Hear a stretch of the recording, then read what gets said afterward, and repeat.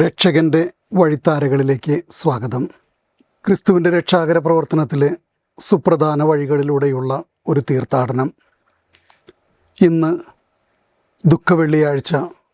ലോകമെമ്പാടും ക്രൈസ്തവരെ കുരിശിൻ്റെ വഴി നടത്തി ക്രിസ്തുവിൻ്റെ പീഡാസഹന മരണങ്ങളെക്കുറിച്ച് ധ്യാനിക്കുന്ന ദിവസം. നമുക്കും ആ വഴിയിലൂടെ യാത്ര ചെയ്യാം. ജെറുസലേമിലെ പീലാത്തോസിൻ്റെ അരമനയായിട്ട് കാണുക ഹെറോദോസ് രാജാവ് പുതുക്കിപ്പണിത അന്റോണിയസ് ഫോർട്രസ്സാണ്. ഇവിടെയായിരുന്നു പ്രത്തോറിയം, കർത്താവിനെ വിധിക്കുന്ന സ്ഥലം. ഇന്ന് ഫ്രാൻസിസ്കൻസിൻ്റെ നേതൃത്വത്തിലുള്ള കുരിശിൻ്റെ വഴി, ഔദ്യോഗികമായിട്ടുള്ള കുരിശിൻ്റെ വഴി ആരംഭിക്കുന്നത് ഇവിടെ നിന്നാണ്. ഇന്നിത് ഒരു മുസ്ലിം സ്കൂളാണ്, എൽ ഒമറിയെ. അവിടെ നിന്ന് കുരിശിൻ്റെ വഴി ആരംഭിക്കുന്നു. പിന്നീട് അങ്ങോട്ടുള്ള വഴി വിയ ഡൊളറോസ, വേദനകളുടെ, സഹനത്തിൻ്റെ, ദുഃഖത്തിൻ്റെ വഴി. വിയ സാക്ര സേക്രഡ് വേ, വിശുദ്ധ വഴി. വിയ ക്രൂച്ചിസ്, കുരിശിൻ്റെ വഴി. 12-ാം നൂറ്റാണ്ടിൽ വിശുദ്ധ നാട്ടിലെത്തിയ തീർത്ഥാടകരും ഫ്രാൻസിസ്കൻസും കൂടി ആരംഭിച്ച ഭക്തപ്രസ്ഥാനം പിന്നീട് 14-ാം നൂറ്റാണ്ടിൽ യൂറോപ്പിൽ വളർന്ന് 17-18 നൂറ്റാണ്ടുകളിലൂടെ ലോകത്തെമ്പാടും വ്യാപിച്ചതാണ് കുരിശിൻ്റെ വഴി. ഏകദേശം 700 മീറ്റർ ദൂരമേ ജെറുസലേമിൽ ഈ വഴിക്കുള്ളൂ. ഇന്ന് പക്ഷേ അറബി സൂക്കിൻ്റെ നടുവിലൂടെ വേണം നമ്മൾ യാത്ര ചെയ്യാൻ. കച്ചവടക്കാരും വാങ്ങാൻ വരുന്നവരുമായിട്ടുള്ള ആളുകളുടെ ആക്രോശങ്ങൾക്കിടയിലൂടെ ഭക്തിപൂർവം കർത്താവിൻ്റെ പീഡാസഹനങ്ങളെ ധ്യാനിച്ചുകൊണ്ട് ഈ വഴിയിലൂടെ തീർത്ഥാടകർ ഇന്നും കുരിശിൻ്റെ വഴി ഭക്തിപൂർവം കൊണ്ടാടുന്നു. ഒന്നാം സ്ഥലത്ത് നിന്ന് ഇറങ്ങി പുറത്തേക്ക് ഇറങ്ങുമ്പോൾ വിയ ഡൊളറോസയിൽ വരുന്നു. അവിടെ വലതുവശത്ത് ചമ്മട്ടിയടിയുടെ കപ്പേള, അതിൻ്റെ മറുവശത്ത് വിധിയുടെ കപ്പേള. ഇതിന് പുറകിൽ 2-ാം സ്ഥലം എഴുതി വച്ചിട്ടുണ്ട്. ഇവിടെ നിന്നാണ് കർത്താവിൻ്റെ ചുമലിൽ കുരിശ് അവർ വഹിക്കാനായിട്ട് കൊടുക്കുന്നത്. എന്ന് പറഞ്ഞാൽ പണ്ടുണ്ടായിരുന്ന ഗബ്ബത്ത, ലിത്തോസ്ത്രോത്തോസ്, കൽത്തളം. കൊട്ടാരത്തിന് പുറത്ത് വലിയ പീഠത്തിൽ പീലാത്തോസ് ഇരുന്ന് വിധിവാചകം ഉച്ചരിച്ച് ഇതാ മനുഷ്യനെന്ന് പറഞ്ഞുകൊണ്ട് ക്രിസ്തുവിനെ കുരിശുമരണത്തിനായി യഹൂദർക്ക് വിട്ടുകൊടുത്ത സ്ഥലം. അതിൻ്റെ മുമ്പിലുള്ള കോൺവെൻറ്റിൻ്റെ പേരും എച്ച്.ഒ.മോ എന്നാണ്. അവിടെ നിന്ന് കടക്കുമ്പോൾ വഴിയിൽ തന്നെ വലിയൊരു ആർച്ച് കാണും, ഹഡ്രിയാൻ്റെ ആർച്ച്. 135 ജെറുസലേമിനെ തകർത്ത് ഏലിയ കപ്പിത്തൊളീന പണിതപ്പോൾ ആ ഏലിയ കപ്പിത്തൊളീന നഗരത്തിൻ്റെ കിഴക്കേ കവാടം നിന്നിരുന്ന വലിയ വിക്ടറി ആർച്ചിൻ്റെ നടുവിലെ ആർച്ചാണ് നമ്മൾ കാണുക. അതിൻ്റെ ബാക്കി ഈ എച്ച്.ഒ.മോ കോൺവെൻറ്റിൻ്റെ ഉള്ളിലാണ്. ഈ ആർച്ചും കടന്ന് താഴോട്ട് ചെല്ലുമ്പോൾ നമ്മൾ ഡമാസ്കസ് ഗേറ്റിൽ നിന്ന് കടന്നു വരുന്ന ജെറുസലേം നഗരത്തിൻ്റെ നടുവിലൂടെ പോകുന്ന തെറോപ്പയോൺ താഴ്വരയിലേക്കാണ് വന്ന് മുട്ടുക. ഇവിടെ വന്ന് മുട്ടുന്നതിൻ്റെ വലതുവശത്ത് ഓസ്ട്രിയൻ ഹോസ്പിറ്റ്സ് ആണ്. അതിൻ്റെ ഇടതുവശത്തുള്ള മൂലയിൽ പണ്ട് തുർക്കികളുടെ കുളിമുറികളുണ്ടായിരുന്ന സ്ഥലം. 1856 അർമേനിയൻ കത്തോലിക്കര് ഇത് വാങ്ങുന്നത്. ഈ മൂലയിൽ 3-ാം സ്ഥലം ഓർക്കുന്ന കർത്താവ് ഈ പാടുപീടകളൊക്കെ സഹിച്ച് ചമ്മട്ടിയടിയേറ്റ് ഒരു ദിവസം മുഴുവൻ ഉറക്കം മുളച്ചു വരുന്ന കർത്താവ് മൂക്കുത്തി വീഴുന്നതായിട്ട് ചിത്രീകരിക്കുന്ന രംഗം ബൈബിളിലില്ല, പക്ഷെ പാരമ്പര്യത്തിലുണ്ട്. ഇവിടെ ഇപ്പോഴുള്ള കപ്പേള പണിയുന്നത് 1947 പലസ്തീനായിലുണ്ടായിരുന്ന പോളിഷ് ആർമിയാണ്. അതിൻ്റെ നടുവിൽ അൾത്താര ചിത്രീകരിച്ചിരിക്കുന്ന സ്തീലിൻസ്കിയുടെ പടം അതിമനോഹരമാണ്. കർത്താവ് കുരിശുമായി നിലത്ത് വീഴുന്നു. പിന്നിൽ ആകാശത്ത് മാലാക വൃന്ദം. ഇതിൻ്റെ 3 ജനലുകൾ കരാറ മാർബിളിൽ തീർത്തതാണ്. ഇതിനോട് ചേർന്ന് അർമേനിയൻസിൻ്റെ പള്ളിയുടെ കവാടത്തിൽ തന്നെ 4-ാം രംഗം അവതരിപ്പിച്ചിട്ടുണ്ടാകും. അതിൻ്റെ മുകളിൽ മാതാവും കർത്താവും തമ്മിൽ കണ്ടുമുട്ടുന്ന രംഗമാണ് ചിത്രീകരിക്കുക. അതിൻ്റെ ഉള്ളിൽ, പള്ളിയുടെ ഉള്ളിൽ 1883 പണിത ആ പള്ളിയുടെ ഉള്ളിൽ മാതാവും കർത്താവും തമ്മിൽ കണ്ടുമുട്ടുന്ന രംഗമുണ്ട്. വിധിയുടെ കപ്പേളയിൽ മറ്റൊരു പടമുണ്ട്. യോഹന്നാൻ ശ്ലീഹ തൻ്റെ കോട്ടുയർത്തിക്കൊണ്ട് മാതാവിൻ്റെ മുഖം മറയ്ക്കുന്നത്, മകനും അമ്മയും തമ്മിൽ കണ്ടുമുട്ടുന്ന വേദനാജനകമായ രംഗം കാണാതിരിക്കാൻ വേണ്ടി മുഖം മറയ്ക്കാൻ ശ്രമിക്കുന്ന യോഹന്നാൻ്റെ ചിത്രം. അതൊരു പലസ്തീനിയൻ പാരമ്പര്യത്തിൻ്റെ ചിത്രീകരണമാണ്. ഇത് കഴിഞ്ഞാൽ തൊട്ടടുത്ത് തന്നെ പഴയൊരു വഴി വന്ന് മുട്ടുന്നുണ്ട്. ഈ വഴിയിലായിരുന്നിരിക്കണം ഈ രംഗമെന്നാണ് പലസ്തീനിയൻ പാരമ്പര്യം. ഇവിടെ നിന്ന് സ്വല്പം കൂടി മുന്നോട്ട് പോയാൽ വീണ്ടും മുകളിലോട്ടുള്ള കയറ്റം ആരംഭിക്കുകയാണ്. വിയ ഡൊളറോസ തുടരുന്നു. തെറാപ്പിയോൺ വാലിയിൽ നിന്ന് വിയ ഡൊളറോസ കണ്ടിന്യൂ ചെയ്യാൻ തുടങ്ങുന്നിടത്ത് ഇടത് സൈഡിൽ 5-ാം സ്ഥലത്ത് രേഖപ്പെടുത്തുന്ന ഒരു കല്ലുണ്ട്. അതിൻ്റെ ഉള്ളിൽ ഒരു കപ്പേള. ഫ്രാൻസിസ്കൻസ് ആദ്യമായിട്ട് ജെറുസലേമിൽ വന്നപ്പോൾ അവർ 1229 താമസിച്ചിരുന്ന സ്ഥലമാണിത്. പിന്നീട് 1859 അവർ ഈ കപ്പേള പണിയുന്നത്. അതിൻ്റെ ഉള്ളിൽ 5-ാം സ്ഥലം രേഖപ്പെടുത്തിയിരിക്കുന്നു. അതിൻ്റെ പുറത്തെ ചുമരിൽ ഒരു കല്ലെടുത്ത് വെച്ചിട്ടുണ്ട്. തീർത്ഥാടകർ മുഴുവൻ പോകുമ്പോൾ ഈ കല്ലിൽ തൊട്ടും മുത്തുന്നത് കാണാം.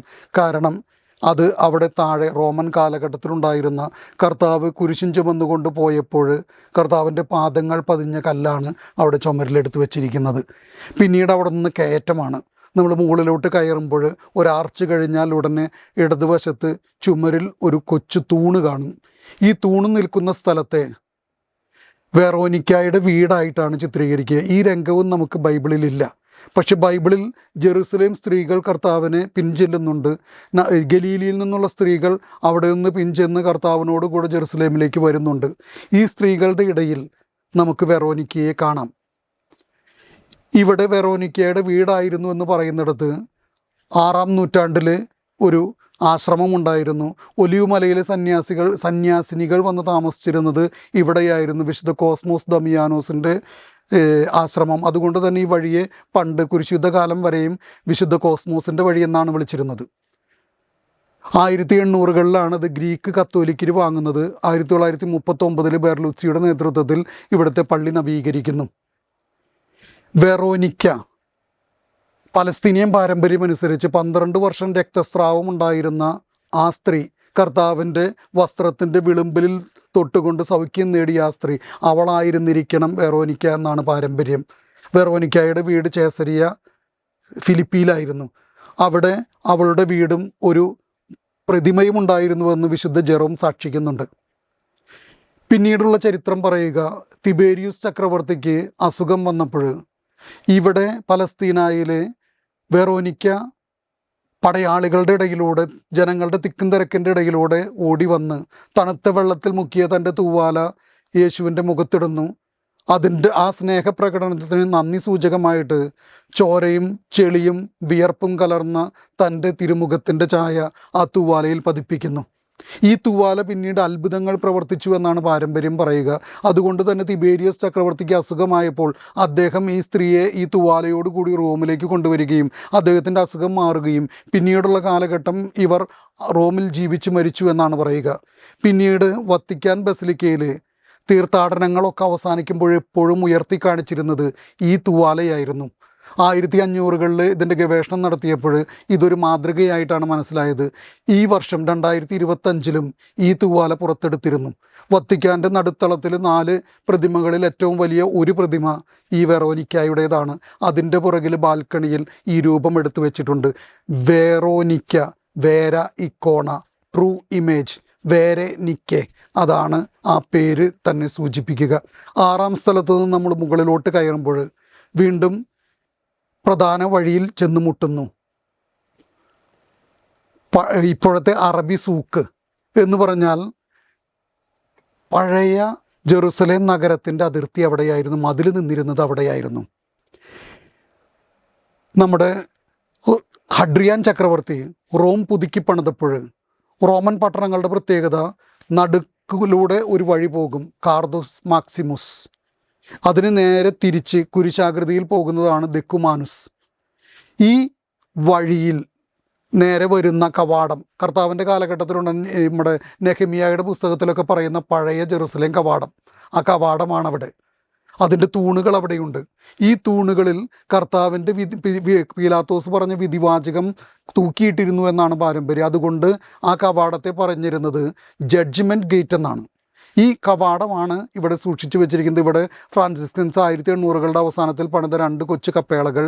അവിടെ കർത്താവ് വീണ്ടും നിലത്ത് വീഴുന്ന, ഈ കയറ്റം കഴിയുമ്പോൾ വീണ്ടും നിലത്ത് വീഴുന്നത് ഓർക്കുന്നു. ഇവിടെ നിന്ന് പുറത്തേക്ക് കടക്കുമ്പോൾ ഉടനെ മുകളിലോട്ടുള്ള വഴിയാണ്. എന്ന് പറഞ്ഞാൽ ഈ കാർദുസ് മാക്സിമസ് കഴിഞ്ഞ് ദെക്കുമാനുസിൻ്റെ വഴിയിലേക്ക് നമ്മൾ കടക്കുന്നു.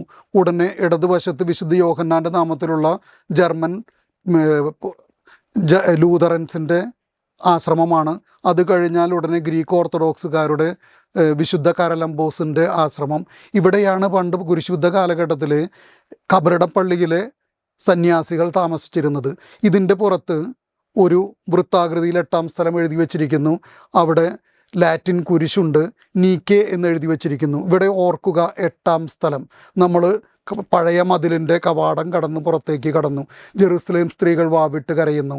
നമുക്കറിയാം, റോമൻ കാലഘട്ടത്തിലും യഹൂദ പാരമ്പര്യത്തിലും മരണവിധിക്ക് കൽപ്പിച്ച ഒരു കുറ്റവാളിക്ക് സഹതാപം കാണിക്കാൻ പാടില്ല. പക്ഷേ ഇവിടെ സ്ത്രീകൾ വാവിട്ട് കരയുന്നതായിട്ട് നമ്മൾ കാണുന്നു. കർത്താവ് അവരുടെ സഹതാപം സ്വീകരിച്ചു. പക്ഷെ കർത്താവിൻ്റെ ഉള്ളിൽ പിടയുകയാണ് അവർക്ക് വേണ്ടി. പച്ചമരത്തോട് ഉണക്കമരവും പച്ചമരവും എന്ന് പറയുന്ന ഉദാഹരണം ജീവൻ്റെ സ്രോതസ്സായ ക്രിസ്തുവിനെ നിരാകരിച്ച് മാനസാന്തരമില്ലാതെ കഴിയുന്ന നഗരത്തിന് വരാൻ പോകുന്ന ശിക്ഷയെക്കുറിച്ചുള്ള മുന്നറിയിപ്പ് കൂടിയാണ്. അവിടെ നിന്ന് തിരിച്ചു വന്ന് വീണ്ടും നമ്മൾ സൂക്കിലേക്ക് എത്തുന്നു. ഈ സൂക്കിൽ നേരെ പോകുമ്പോൾ 9-ാം സ്ഥലത്തേക്ക് ഒരു കയറ്റമാണ്. സ്റ്റെപ്പുകൾ കാണാം. ഈ സ്റ്റെപ്പുകൾ ഇരിക്കുന്നത് 326 ഹെലന രാജ്ഞി ഇസ്രായേലിൽ വരികയും വിശുദ്ധ കുരിശ് കണ്ടെത്തുകയും ചെയ്തതിന് ശേഷം അവിടെ വലിയ ഒരു ബസലിക്ക പണിയുന്നു കോൺസ്റ്റാന്റൈൻ രാജാവ്. ആ ബസലിക്കയുടെ മോണ്ടളം ഇരുന്നിരുന്ന സ്ഥലം, മർത്തീരിയോൻ്റെ തുമ്പ്, ഇവിടെയാണ് നമ്മൾ 9-ാം സ്ഥലത്തേക്ക് കയറുക. അത് കയറി നേരെ ചെല്ലുന്നത് കോപ്റ്റിക്സിൻ്റെ ആശ്രമത്തിൻ്റെ മുമ്പിലാണ്. അവരുടെ പാത്രിയാർക്കീസ് താമസിക്കുന്ന ഭദ്രാസന ദേവാലയം. ദൈർ സുൽത്താൻ പണ്ട് അബിസീനിയൻസിൻ്റെ എത്യോപ്യൻസിൻ്റേതായിരുന്നു. 1800കളിലാണ് തുർക്കികൾക്ക് ടാക്സ് കൊടുക്കാൻ സാധിക്കാതെ വന്നപ്പോൾ ഇവരും അബിസീനിയൻസും കോപ്റ്റിക്സും ഒന്നായിരുന്ന കാലത്ത് അത് കോപ്റ്റിക്സിൻ്റെ കയ്യിലേക്കാകുന്നു. പിന്നീട് മറ്റവരുടെ അവകാശം നഷ്ടപ്പെടുന്നു. അവർ ഈ പള്ളിയുടെ പുറകിലുള്ള കൊച്ചു പൊത്തുകളിൽ താമസിക്കുന്നതായിട്ട് നമുക്ക് കാണാം. ഈ കോപ്റ്റിക്സിൻ്റെ ദേവാലയത്തിൻ്റെ മൂലയിൽ 9-ാം സ്ഥലം എഴുതി വച്ചിരിക്കുന്നു. എന്ന് പറഞ്ഞാൽ 8-ാം സ്ഥലത്ത് നിന്ന് നേരെയുള്ള കയറ്റം. ഇത് കഴിഞ്ഞാൽ ഉടനെ പുറകിൽ കാൽവരി കുന്നാണ്. പക്ഷെ 9-ാം സ്ഥലത്തു നിന്ന് കാൽവരി കുന്നിലേക്ക് കടക്കണമെങ്കിൽ നേരെ കടക്കാൻ ബുദ്ധിമുട്ടാണ്. ഈ അബിസീനിയൻസിൻ്റെ 2 കൊച്ചു ആശ്രമത്തിൻ്റെ ഉള്ളിലൂടെ 1971 കോടതി അതിലൂടെയുള്ള നടത്തുവഴി അനുവദിക്കും. അതിലൂടെ വേണമെങ്കിൽ പോകാം. അതല്ലെങ്കിൽ തിരിച്ചു പോയി ഈ സൂക്കിലേക്ക് തിരിച്ചെത്തണം. ആ വഴി മുന്നോട്ട് പോയി വലതുവശത്തേക്ക് കടന്നാൽ റഷ്യൻ ഹോസ്പിറ്റ്സ്, ഇതിൻ്റെ ഉള്ളിലാണ് ഒട്ടകം സൂചിക്കുഴയിലൂടെ കടക്കുന്നു എന്ന് പറയുന്ന കൊച്ചു കവാടമുള്ളത്. അവിടെ നിന്ന് നേരെ കടന്നു വന്നു കഴിഞ്ഞാൽ നമ്മൾ കബറിടപ്പള്ളിയുടെ മുമ്പിലെത്തും. കബറിടപ്പള്ളിയുടെ ഉള്ളിലേക്ക് കടന്നാൽ ഉടനെ വലതുവശത്തൊരു 5 മീറ്റർ ഉയരത്തിൽ കാൽവരി കുന്നാണ്. ഈ കാൽവരി കുന്നിൻ്റെ മുകളിലേക്ക് 15 പടവുകൾ കയറി മുകളിലെത്തിയാൽ ആദ്യ ഭാഗം ഫ്രാൻസിസ്കൻസിൻ്റെ കപ്പേളയും ഗ്രീക്ക് ഓർത്തഡോക്സുകാരുടെ കപ്പേളയും. ഈ ആദ്യ ഭാഗത്താണ് നമ്മൾ 10-ാം സ്ഥലവും 11-ാം സ്ഥലവും ഓർക്കുക. കർത്താവിനെ കുരിശിൽ തറയ്ക്കുന്നു, ആണികൾ അടിച്ചുയർത്തുന്ന സ്ഥലം. അവിടെ ചിത്രീകരിച്ചിരിക്കുന്ന അബ്രാഹത്തിൻ്റെ ഇസഹാക്കിൻ്റെ ബലിയാണ്. അതിൻ്റെ അൾത്താര വെള്ളിപൂശിയ ചിത്രീകരണങ്ങൾ 1500കളിൽ ഫെർഡിനാൻഡ് പ്രഭു മെദിച്ചി കുടുംബത്തിലെ ഫ്ലോറൻസിൽ നിന്ന് സംഭാവന ചെയ്തിട്ടുള്ളതാണ്. ഇവിടെ ഓർക്കുക, കർത്താവിൻ്റെ കൈകളിൽ ആണികൾ അടിച്ചു കയറ്റുന്നു. 1968 ജെറുസലേമിൽ നിന്ന് 1-ാം നൂറ്റാണ്ടിലെ ഒരു ശവശരീരം കിട്ടും, കുരിശിൽ തറച്ച ശവശരീരം. അത് നോക്കുമ്പോൾ കൃത്യമായിട്ട് അറിയാം ആണികൾ തറയ്ക്കുന്നത് ഇതിൻ്റെ ഇടയിലാണ്, കണങ്കൈയുടെ ഇടയിലാണ്. അവിടെ 2 എല്ലിൻ്റെ ഇടയിൽ ആണി തറയ്ക്കുന്നു. അതങ്ങനെ തൂങ്ങി നിൽക്കുന്നു. കാൽപാദങ്ങൾ പിസ്താക്കിയുടെയോ അക്കാച്ചയുടെയോ മരത്തിൻ്റെ മുകളിൽ കാലുറപ്പിച്ച് ആണിയടിക്കുന്നു. ഇപ്പുറത്തേക്ക് ആണി വളഞ്ഞു നിൽക്കുന്നു. അങ്ങനെയൊരു കഷ്ണമാണ് നമുക്ക് കിട്ടിയിരിക്കുന്നത്. ഇത് മരത്തിൽ തറച്ചതിന് ശേഷം മരം ഈ കുരിശിൻ്റെ തടിയിൽ ഉറപ്പിക്കുന്നു. കൈകൾ തൂങ്ങിക്കിടന്ന് ശ്വാസം മുട്ടിയിട്ടാണ് കുരിശുമരണത്തിൽ ആൾ മരിക്കുന്നത്. ഇതല്ലെങ്കിൽ പിന്നീട് ചെയ്യുന്നതാണ് കാൽമുട്ടുകൾ തകർത്തുകൊണ്ട് ഈ രക്തം വാർന്നു മരിക്കുന്ന അവസ്ഥ. ആണികൾ അടയ്ക്കുന്ന സ്ഥലം അവിടെ വിവസ്ത്രനാക്കുന്നതും അന്നത്തെ പതിവ് ശൈലിയാണ്. ഗവേഷകർ പറയുക റോമാക്കാർ ഹഡ്രിയാൻ്റെ കാലഘട്ടത്തിൽ 50,000-ഓളം യഹൂദരെ കുരിശിൽ തറച്ചിട്ടുണ്ടെന്നാണ്. അതവരുടെ സാധാരണ രീതിയായിരുന്നു. എന്ന് പറഞ്ഞാൽ രാജ്യദ്രോഹം ചെയ്യുന്നവർ, രാജ്യത്തിനെതിരെ വിപ്ലവം ഉണ്ടാക്കുന്നവർ, അവരെ കുരിശിൽ തറച്ചു കൊല്ലുന്നു. യഹൂദരാണെങ്കിൽ കല്ലെറിഞ്ഞാണ് കൊല്ലാറ്. ഇവിടെ വിവസ്ത്രനാക്കി ശരീരത്തോട് ചേർന്ന് കിടന്നിരുന്ന തുണി പോലും അവർ നറുക്കിട്ടെടുക്കുന്നതായിട്ടാണ് പറയുക. അവിടെ മീറ കലർത്തിയ വീഞ്ഞു കൊടുത്തു. അതൊരു വേദന സംഹാരിയാണ്. പക്ഷെ കർത്താവ് അത് സ്വീകരിക്കുന്നില്ല. അങ്ങനെയാണ് കർത്താവ് മരിക്കാനായിട്ട് നിൽക്കുക. മരിക്കുന്ന സ്ഥലം 12-ാം സ്ഥലം നമ്മൾ തൊട്ടിപ്പുറത്ത് ഗ്രീക്ക് ഓർത്തഡോക്സുകാരുടെ പള്ളിയാണ്. ആ പള്ളിയുടെ നടുക്ക് അൾത്താരയുടെ ചുവട്ടിൽ ഒരു വൃത്താകൃതിയിലുള്ളൊരു ലുനറ്റ ഉണ്ടാക്കിയിട്ടുണ്ട്. അതിൻ്റെ ഉള്ളിൽ തുറന്നിട്ടിരിക്കുകയാണ്. നമുക്ക് കൈ തൊട്ട് ഈ കാൽവരിയുടെ പാറയിൽ, കർത്താവിനെ കുരിശിൽ തറച്ച പാറയിൽ തൊടാം. ഇതിൻ്റെ 2 സൈഡും ചില്ലിട്ട് വെച്ചിരിക്കുന്നു. അവിടെ കറുത്ത മാർബിൾ പീസുകൾ ഉണ്ടാകും. അവിടെയാണ് 2 കള്ളന്മാരെ, ദിസ്മസ് ഗസ്താസ്, ടൈറ്റസ് ഓർ ദെക്കുമാനുസ്, ഈ 2 പേരും കുരിശിൽ തറച്ചതായിട്ടുള്ള രംഗങ്ങൾ അവിടെ കാണാം. ഇവിടെ വലതുവശത്തേക്ക് നോക്കിക്കഴിഞ്ഞാൽ പാറ പിളർന്നതിൻ്റെ പൊട്ടിക്കിടക്കുന്നത് കാണാം. നേരെ താഴെ ആദാമിൻ്റെ കല്ലറയാണ്. അവിടെയുള്ള അൾത്താര മെൽക്കിസദേക്കിൻ്റേതാണ്. അതിൻ്റെ ചുമരിൽ ചില്ലിട്ട് വെച്ചിട്ടുണ്ട്. ഈ മുകളിൽ നിന്നുള്ള വിള്ളൽ താഴെ വരെ ഉള്ളതിന് നമുക്ക് താഴെ ആദാമിൻ്റെ കല്ലറയിൽ നിന്ന് കാണാം. ഈ 12-ാം സ്ഥലത്തിനും 11-ാം സ്ഥലത്തിനും ഇടയ്ക്കുള്ള കോറിഡോറിൽ ഒരു കൊച്ചു രൂപം വെച്ചിട്ടുണ്ട്. 1700-കളിൽ ലിസ്ബണിൽ നിന്ന് കൊണ്ടുവന്ന മരത്തിൽ തീർത്ത മാതാവിൻ്റെ രൂപം, മാത്തർ ദൊളറോസ, വ്യാകുല മാതാവ്. ഈ മാതാവിൻ്റെ ഭക്തി തുടങ്ങുന്നത് ഇറ്റലിയിലെ ഫ്ലോറൻസിലാണ്. 1200-കളിൽ സെർവീതി മരിയെ അവരാണിത് പ്രചരിപ്പിക്കുന്നതും സ്ഥാപത്ത് മാത്തർ ഗാനം കത്തോലിക്ക സഭയിൽ മുഴുവൻ പ്രചരിക്കുന്നതും അന്നു മുതലാണ്. ഈ രംഗം തന്നെയാണ് നമ്മൾ താഴോട്ട് ഇറങ്ങിയാൽ പള്ളിയിലേക്ക് കടന്നു വരുമ്പോൾ നേരെ മുമ്പിൽ കാണുന്ന രംഗം. ഒരു അനോയിൻറ്റിങ് സ്റ്റോൺ. ഇന്ന് അത് ചുവന്ന കല്ലാണ്. പക്ഷേ 1800-കളുടെ പകുതി വരെ ഫ്രാൻസിസ്കൻസ് വെച്ചിരുന്ന കറുത്ത മാർബിളായിരുന്നു അവിടെ ഉണ്ടായിരുന്നത്. അതിൻ്റെ നടുക്ക് ജെറുസലേം കുരിശുണ്ടായിരുന്നു. 1810 ശേഷമാണ് ഈ പുതിയ കല്ല് വെച്ചിരിക്കുന്നത്. തീർത്ഥാടകർ ഇവിടെ വന്ന് ഈ കല്ലിൻ്റെ മീതെയുള്ള എണ്ണയിൽ തൂവാലകൾ തുടച്ചെടുത്ത് അതിൽ തങ്ങൾ കൊണ്ടുവന്ന ഭക്തവസ്തുക്കൾ തൊടിവിച്ച് വീടുകളിലേക്ക് കൊണ്ടുപോയി സൂക്ഷിക്കുന്നു. ഈ രംഗം മനസ്സിലാക്കണമെങ്കിൽ ഇതിൻ്റെ നേരെ പുറകിൽ ചുമരിൽ മൊസായിക്കിൽ ഈ രംഗം ചിത്രീകരിച്ചിട്ടുണ്ട്. കാൽവരിയിൽ നിന്ന് കർത്താവിനെ ഇറക്കുന്നു, താഴെ തൈലാഭിഷേകം നടത്തുന്നു, കല്ലറയിലേക്ക് കൊണ്ടുപോകുന്നു. തൈലാഭിഷേകത്തിന് വരുന്നത് കുരിശിൽ നിന്ന് അവനെ ഇറക്കാൻ അനുവാദം ചോദിച്ചു പോകുന്ന അരിമത്തിയാക്കാരൻ ജോസഫാണ്. കർത്താവിൻ്റെ പിതാവിൻ്റെ പേരും ജോസഫാണെന്ന് ഓർക്കുക. പിതാവുണ്ടായിരുന്നെങ്കിൽ പിതാവിൻ്റെ അവകാശമാണ് ആ ശരീരം ഏറ്റെടുക്കേണ്ടത്. അതാണ് അരിമത്തിയാക്കാരൻ ജോസഫ്, സെൻഹദ്രീൻ സംഘത്തിൽ അംഗമായിരുന്ന ജോസഫ് ഏറ്റെടുക്കുന്നത്. അപ്പോൾ നിക്കോദേമോസും കൂടെ വന്നു. 100 റാത്തൽ സുഗന്ധ തൈലവുമായി, എന്ന് പറഞ്ഞാൽ 33 കിലോ, എന്ന് പറഞ്ഞാൽ രാജകീയമായിട്ടുള്ള ഒരുക്കമാണ്, കബറിടമാണ് ഈ കർത്താവിന് നൽകിയത്. അരിമത്തിയാക്കാരൻ ജോസഫിൻ്റെ ഇന്ന് വരെ ആരെയും കുഴിച്ചിടാത്ത പുതിയ കല്ലറ. ഇവിടെ എക്സ്കവേഷൻ നടത്തിയപ്പോൾ 1-ാം നൂറ്റാണ്ടിലുണ്ടായിരുന്ന ചുവന്ന മണ്ണിൻ്റെ സാന്നിധ്യം അവർ കണ്ടെത്തിയിട്ടുണ്ട്. ഈ വർഷം 2025 നടത്തിയ എക്സ്കവേഷനിൽ ഈ മണ്ണിൻ്റെ ഇടയിൽ നിന്ന് ഒലിവിൻ്റെയും മുന്തിരിയുടെയും അവശിഷ്ടങ്ങൾ കണ്ടെത്തിയിട്ടുണ്ട്, സാധ്യതകൾ. എന്ന് പറഞ്ഞാൽ അവിടെ തോട്ടമായിരുന്നു എന്നുള്ളതിൻ്റെ വ്യക്തമായ തെളിവാണ്. ഇവിടെ നിന്ന് കബറിട പള്ളിയിലേക്ക് ചെല്ലുമ്പോൾ കോൺസ്റ്റൻറ്റൈൻ രാജാവ് പണിത വലിയ റൊത്തോന്ത, വൃത്താകൃതിയിലുള്ള വലിയ കൺസ്ട്രക്ഷൻ, അതിൻ്റെ നടുവിൽ അഷ്ടഭുജ ദേവാലയം. ഈ ദേവാലയത്തിൻ്റെ ഉള്ളിൽ ആദ്യം ചെന്ന് കയറുന്ന മുറി വെസ്തീബളോ, ഒരുക്കത്തിൻ്റെ മുറി. അതിൻ്റെ നടുവിലിരിക്കുന്ന കല്ല് ഇതിനെ അടച്ചിരുന്ന വട്ടത്തിലുള്ള കല്ലാണ്. ഇതാണ് മാലാഖയുടെ കപ്പേള എന്നറിയപ്പെടുന്ന. മാലാഖ കല്ലുരുട്ടി മാറ്റി അതിൻ്റെ മുകളിൽ ഇരുന്നിട്ടാണ് അവൻ ഉയർത്തെഴുന്നേറ്റു എന്ന് പ്രഖ്യാപിച്ചത്.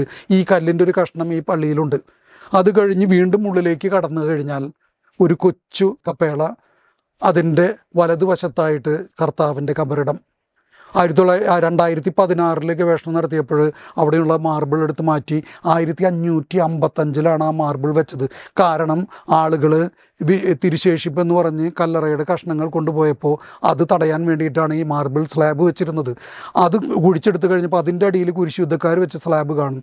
അതും പുറത്തേക്ക് എടുക്കുമ്പോൾ ഏറ്റവും താഴെ ലൈം സ്റ്റോണിൽ തീർത്ത കബറിടം കാണും. എന്ന് പറഞ്ഞാൽ കർത്താവിൻ്റെ കബറിടം ആർക്കോസോളിയോ, ബെഞ്ച്, അതിൻ്റെ മുമ്പിലൊരു ആർച്ച്.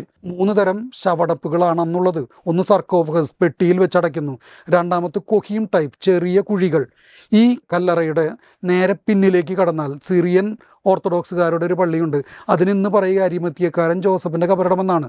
അതിൻ്റെ ഉള്ളിൽ കർത്താവിൻ്റെ കാലഘട്ടത്തിൽ AD BC 1-ാം നൂറ്റാണ്ടിൽ കൊഹീം ടൈപ്പിലുള്ള പൊത്തുപോലെയുള്ള കല്ലറകളുണ്ട്. എന്ന് പറഞ്ഞാൽ ജെറുസലേം നഗരത്തിൻ്റെ ഉള്ളിൽ ആരെയും അടക്കില്ല. ദാവീദ് രാജാവ്, ഹൂൾഡ പ്രവാചിക, ജോൺ ഹിർക്കാനുസ് 3 പേരാണ് നഗരത്തിനകത്ത്. ബാക്കിയുള്ളവരെല്ലാം നഗരത്തിന് പുറത്താണ്.